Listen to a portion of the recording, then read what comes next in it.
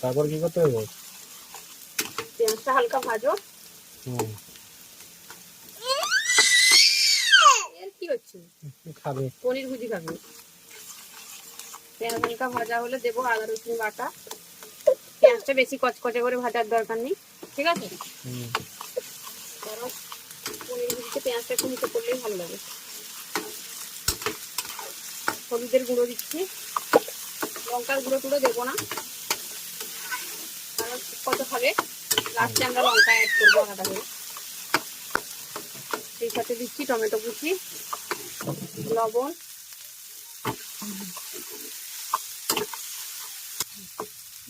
অল্প পরিমাণে জল দেবো। কষা মশলাটাকে ভালো করে কষা হচ্ছে, মানে হালকা পাতলা পনির ভুজি। যখন টমেটো থাকবে, পেঁয়াজ থাকবে, পনির থাকবে, একটু কষা দেবো, তাই জন্য লঙ্কা ছাড়া। কারণ ও নর্মাল রান্না খেতে চাইছে না, ঘরের রান্না দিতে হচ্ছে কোথায়। ধনে গুঁড়ো,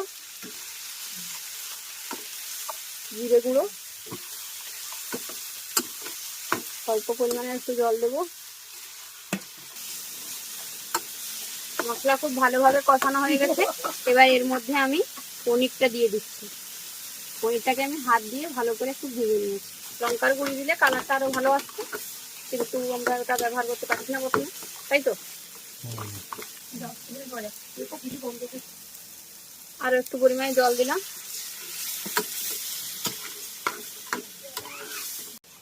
দাও দিকে তো তাই মাঝখানে দাও। বাটা